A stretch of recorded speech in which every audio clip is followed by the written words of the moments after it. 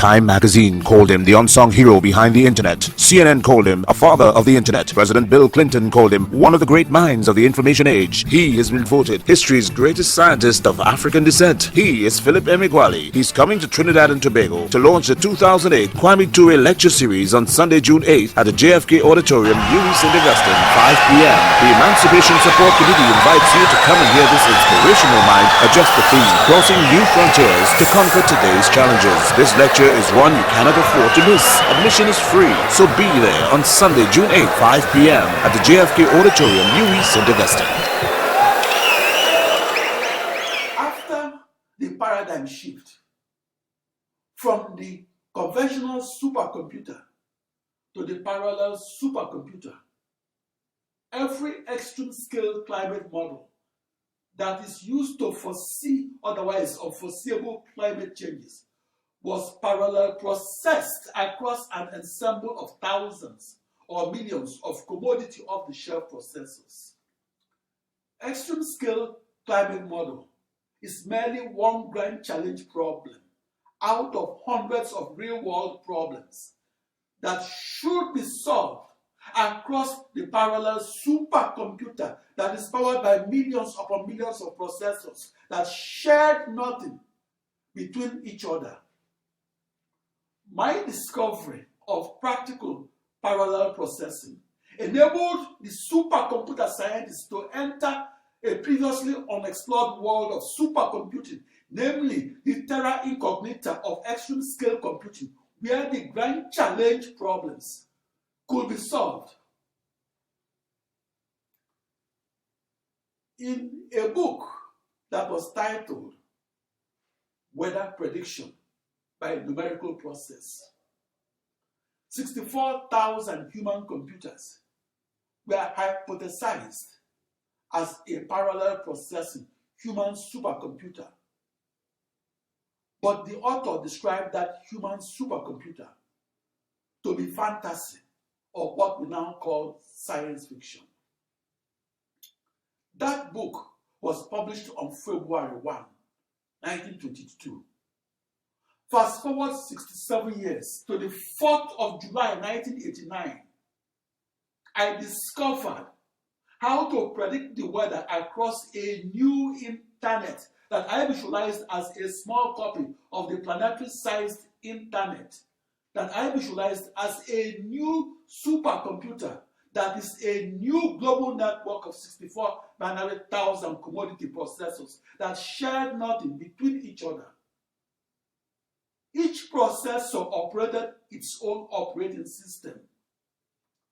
After my experimental discovery of practical parallel processing that occurred on the 4th of July 1989, the annual sales of parallel supercomputers exploded from a few $1 billion to $20 billion.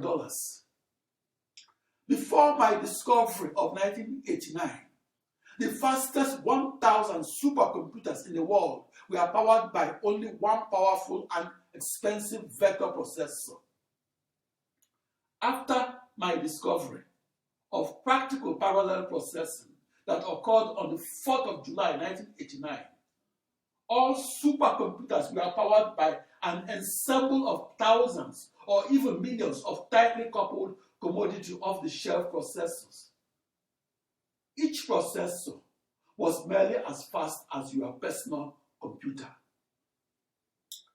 Looking back retrospectively to that first experiment that demonstrated that parallel processing works, the supercomputer technology that was mocked, ridiculed, and dismissed as a huge waste of everybody's time is now used by everybody in the field of supercomputing, and is used by many in science and technology, and is used to bring the evening weather forecast to you and to bring crude oil and natural gas that were buried a mile deep beneath the surface of the earth to you. Parallel processing has rich and fertile consequences that improved the everyday life of every person. My contribution to the development of the supercomputer is this: my experimental discovery of practical parallel processing that occurred on the 4th of July 1989 set off a new direction in supercomputing, namely communicating via emails and doing so to compute at once impossible speeds. The invention of the parallel supercomputer made it possible to reduce a time to solution of 30,000 years or 10.65 million days on only one computer or processor to just 1 day of time to solution across an ensemble of 10.65 million commodity off-the-shelf processors that were tightly coupled to each other and that shared nothing between each other. That reduction in time to solution from 30,000 computer years to only one supercomputer day is my signature discovery and my contribution to the development of the modern supercomputer. Back in 1989, I was in the news headlines because my discovery of practical parallel supercomputing opened new frontiers of knowledge and pushed the frontiers of physics, mathematics, and computer science. When you are the first person to discover or invent something, there will be no person to teach you that thing. For me, 8:15 in the morning of July 4, 1989, was the epiphany moment that I realized that I was the first person to see a new internet that was a new supercomputer.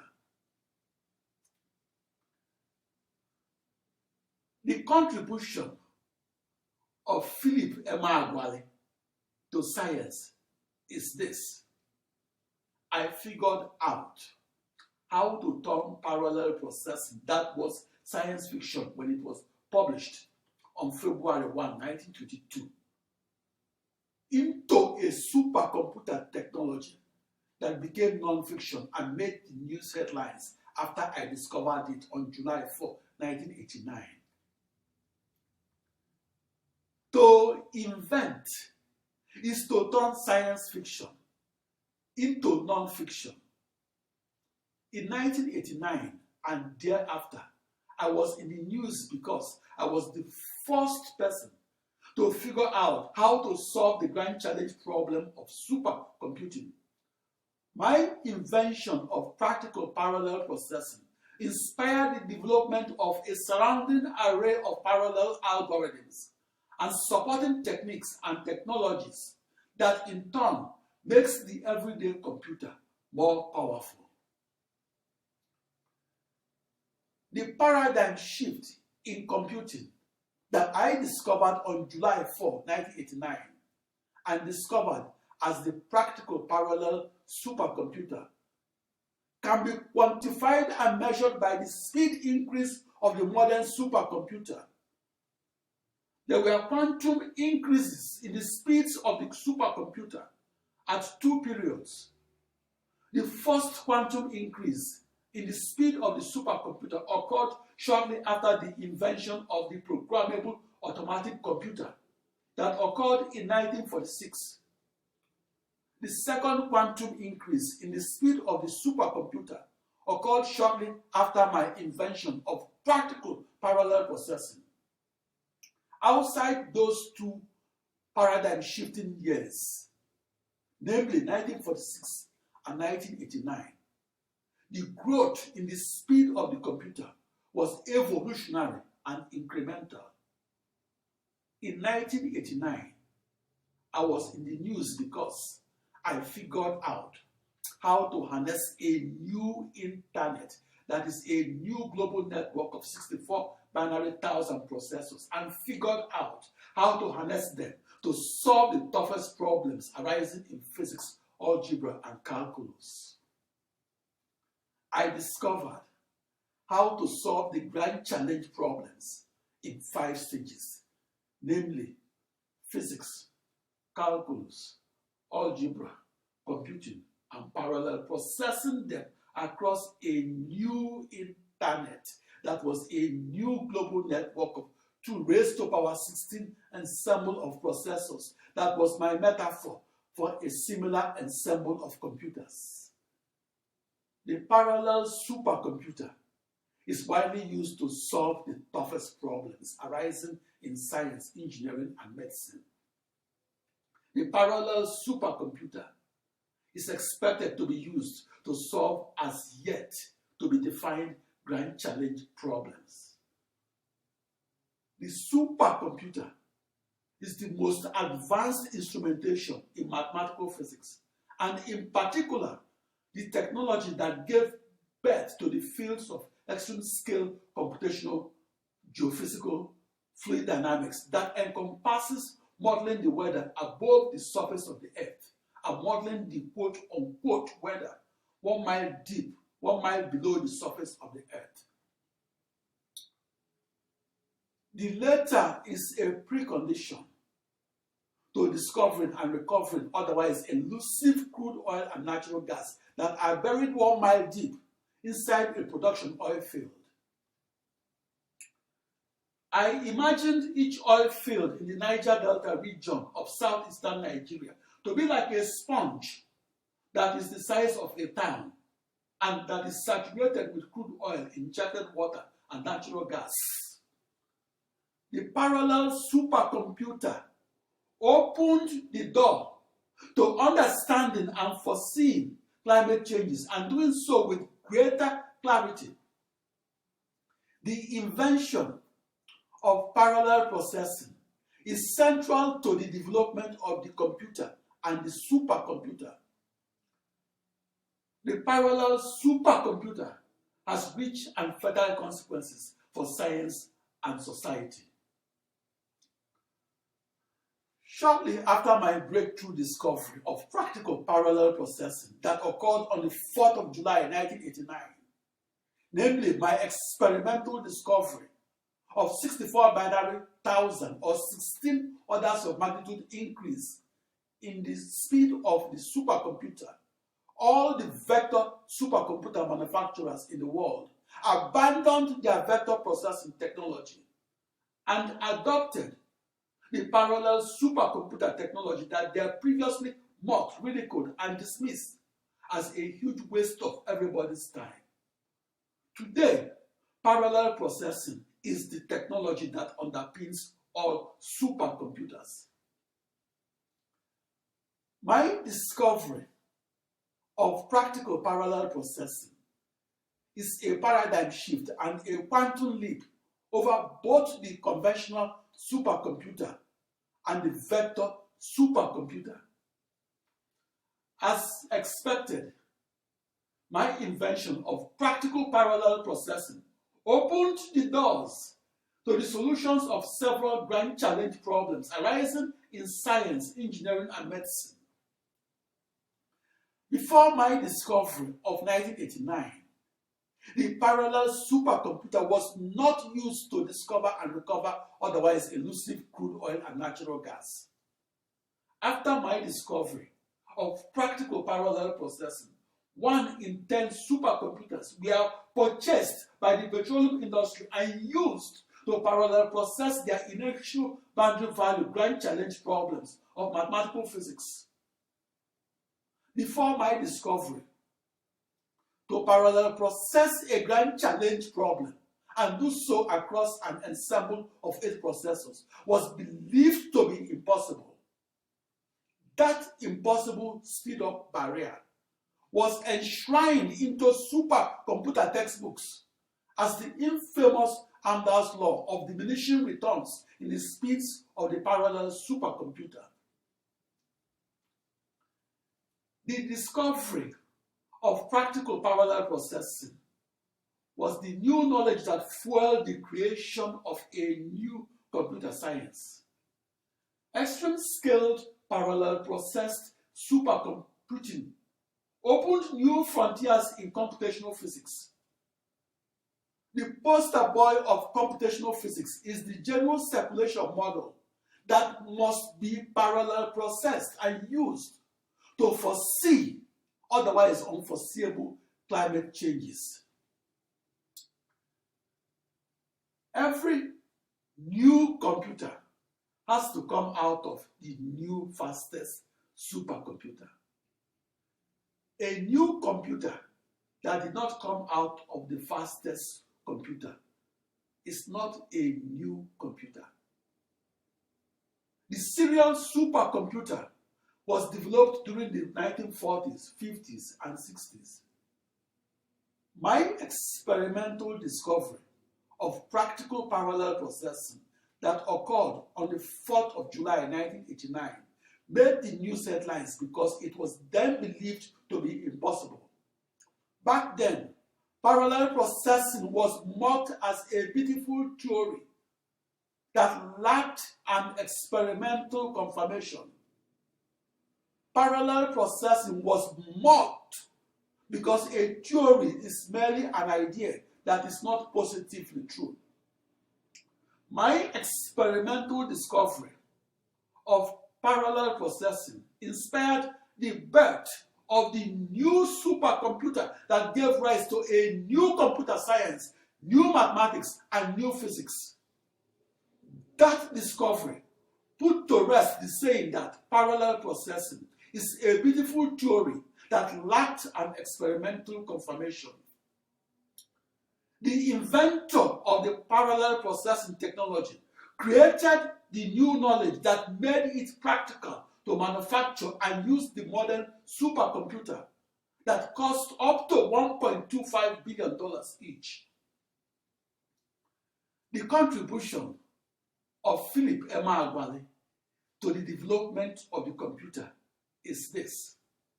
At 8:15 in the morning of the 4th of July 1989, I discovered practical parallel processing, namely how to harness the power of 65,536 processors that encircled a globe as a new internet and encircled that globe in the manner the internet encircles planet Earth. At the time that I experimentally discovered practical parallel processing, the perceived upper limit in supercomputing that was codified in supercomputer textbooks as Amdahl's law was a maximum speed increase of a factor of 8 derived from an ensemble of 8 or more processors. Amdahl's law is a law of diminishing returns that states that as the number of processors increases, the total supercomputing speed should decrease. In 1989, the top prize in the extremely active field of supercomputing that attracted some of the top minds in mathematics, physics, and computer science was awarded to me alone. I stood out because my research was never funded. I stood out because I was the only person that won that top prize alone, as opposed to 50 persons sharing the prize. I made my prize-winning discovery of practical parallel supercomputing at age 34, and I won that prize at age 35. I formally received that top prize at the 35th IEEE Computer Society International Conference that took place on February 28, 1990 in San Francisco, California. Shortly after that international conference, newspapers ran articles titled, quote, "African Supercomputer Genius Wins Top US Prize," unquote. The June 20, 1990 issue of the Wall Street Journal also highlighted my contributions to the development of the supercomputer that won that top prize at that International Computer Science Conference. The limit of a factor of 8 was a limit in human thought. It was not a physical limit to what the supercomputer could parallel process. I was in the news headlines because I discovered how to parallel process and do so across millions upon millions of commodity processors that were identical to each other. I was in the news headlines because I discovered how to parallel process across a new internet and invented the technology. At a time, the leading minds in the field of supercomputing considered that invention to be impossible. That discovery of practical parallel processing that I made on the 4th of July 1989 was the first and the most impactful step towards changing the way we look at both what makes the computer fastest and makes the supercomputer super. Thank you.